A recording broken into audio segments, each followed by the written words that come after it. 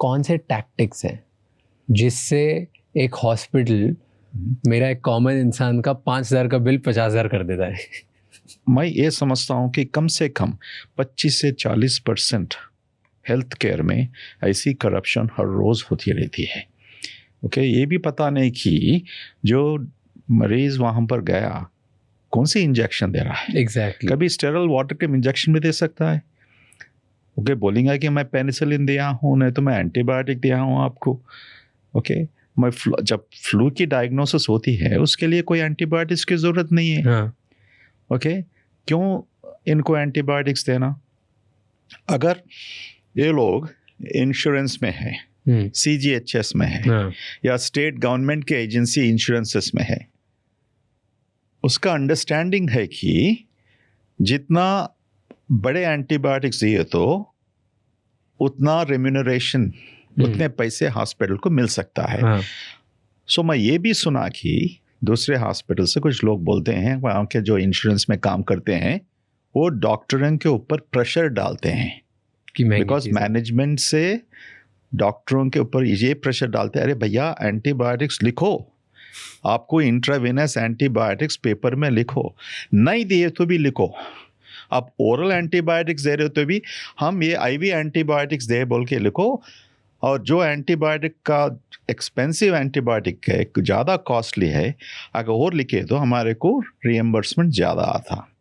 देखो, ये सिस्टम में भी गलती है शमानी साहब। क्या गलती है मैं बता दूं। सेंट्रल गवर्नमेंट, स्टेट गवर्नमेंट, ऐसे पब्लिक एजेंसीज में ओके, पेशेंट जब हॉस्पिटल में एडमिट होता है उसके लिए काफ़ी दूसरे ज़रूरतों की ज़रूरत पड़ती है। उनके ग्लव्स होते हैं ओके, इन्फेक्शन कंट्रोल के लिए, ओके, उनका जो सैनिटेशन इश्यूज है and all of this things, ये पूरे जो भी होते हैं ना, पेशेंट के गाउन्स होते हैं, सब उसका कोई खर्चा वो नहीं देते हैं। सो ये हॉस्पिटल्स अब कैसा उनको ये मैनेज करना है। सो उनको मालूम है कि एंटीबायोटिक्स में हम या ऐसा करो तो उस वहाँ से हमारे को पैसा आ जाएगा। सो थोड़ा बहुत सिस्टम की फॉल्ट है। ओके, ये तो सालों भर से चल रहा है। सो आई थिंक हम सब ऐसे चीज़ों में जो बैठ के ठीक तरह से पॉलिसी बनाए तो मेरे को I can feel strongly that ये जो पॉलिसी बनाने से ऐसी जो भ्रष्टाचार होती है, करप्शन होती है, उसको हम कम कर सकते हैं। बट ऐसे बहुत सारे हॉस्पिटल्स होंगे जो और भी गलत टैक्टिक से यूज़ करके। हाँ बिल्कुल बिल्कुल, मैं वहाँ से लोगों को बेचते हैं। वहाँ के मेडिकल रिप्रेजेंटेटिव्स, मेडिकल डॉक्टर्स जो रहते हैं, नहीं तो वहाँ पर जो फाइनेंशियल अप्रूव करने वाले रहते हैं। मेरे को तो मालूम है 4-5 साल पहले जब हमारे इंश्योरेंस मैनेजर आके हमारे मैनेजमेंट कमेटी को बता रहा था, सर पूरा तेलंगाना आंध्रा में यही हॉस्पिटल है जो ये एंटीबायोटिक्स वगैरह ऐसा बिल नहीं करता।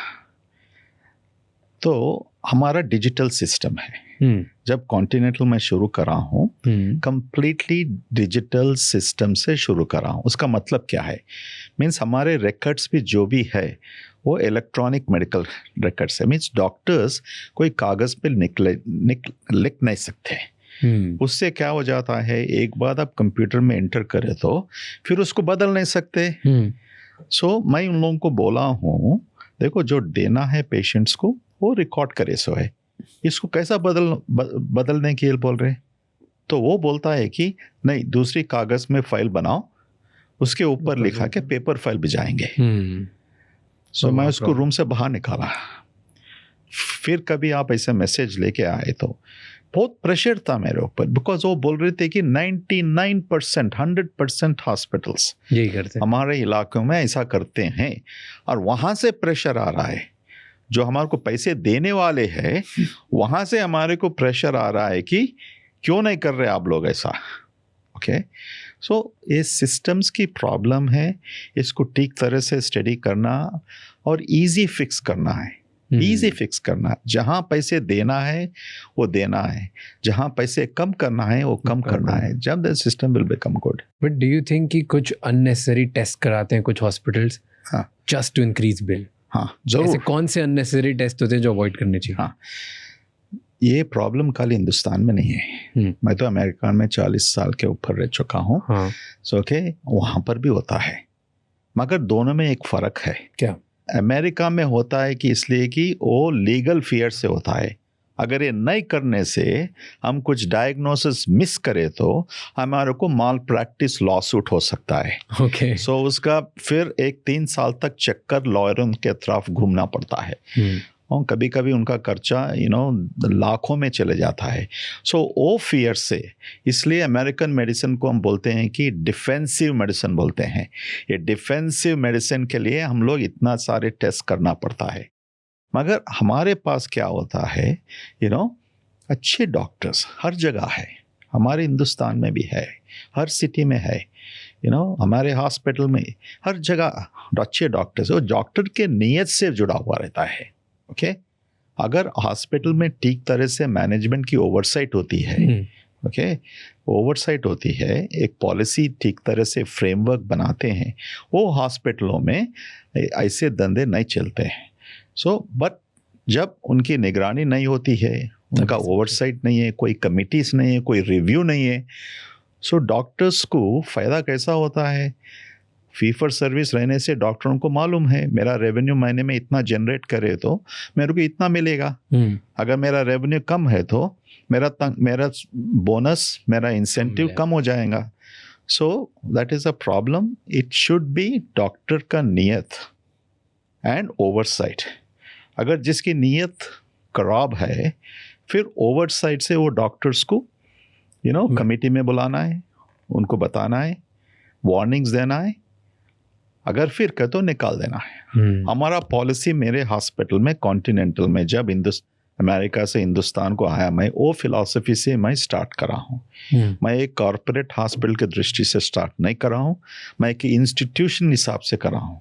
मेरे जो 40 साल वहाँ पर रहे, वहाँ पर डिफरेंट कमिटीज़ में chief of staff, president of the hospitals में सब कुछ मैं कर चुका हूँ।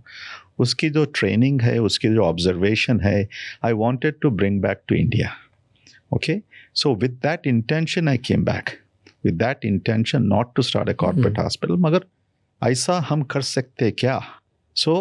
एक डॉक्टर्स की नीयत, oversight committees, review, stewardship programmes, education and silent information, उसकी भी ज़रूरत है।